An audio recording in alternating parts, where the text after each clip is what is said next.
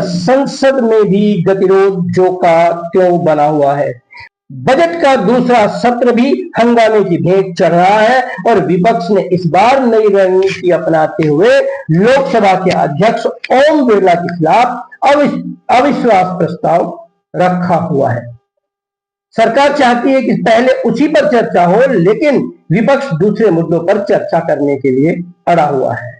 वजह राजनीतिक है। बड़े तरीके से यह अविश्वास प्रस्ताव लाया गया, ये जानते हुए भी कि बहुमत विपक्ष के साथ नहीं है और ये अविश्वास प्रस्ताव पास होने नहीं जा रहा है और ओम बिरला इस अविश्वास प्रस्ताव के बाद भी लोकसभा के अध्यक्ष बने रहेंगे, इसमें कोई दो राय नहीं है। फिर रणनीति क्या है?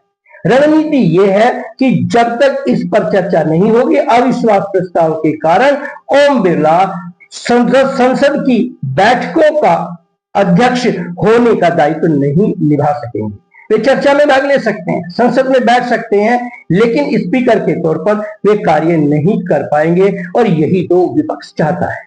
उसका आरोप कि ओम बिरला लगातार सरकार के प्रति पक्षपात बरतते हैं, विपक्ष के नेता राहुल गांधी को बार बार टोकते हैं, उन्हें बोलने नहीं देते हैं, विपक्ष की बातों की अनसुनी की जाती है।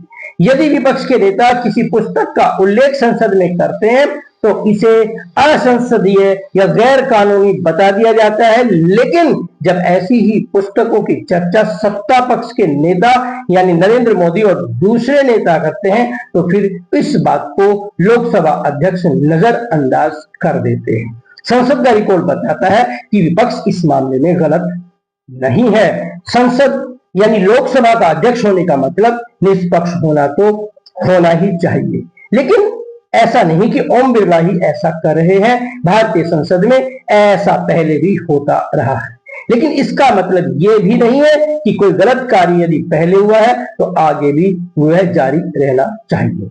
और ओम बिरला ऐसे पहले लोकसभा अध्यक्ष नहीं है जिनके खिलाफ ये अविश्वास प्रस्ताव लाया गया है। 1954 में ही एम.वी. मावलंकर के खिलाफ नेहरू सरकार के टाइम में पहला अविश्वास प्रस्ताव लाया गया था।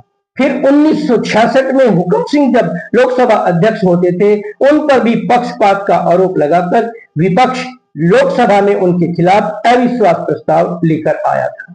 उसके बाद 2007 में बलराम जाखड़ के खिलाफ भी अविश्वास प्रस्ताव लाया गया। अब ये अलग बात है कि तीनों बार ही लोकसभा में ये अविश्वास प्रस्ताव गिर गया। लगता है गिरेगा तो इस बार भी, लेकिन विपक्ष अपनी रणनीति के तहत लोकसभा में ज्यादा बोलने का मौका शायद इस अविश्वास प्रस्ताव के माध्यम से पा जाए।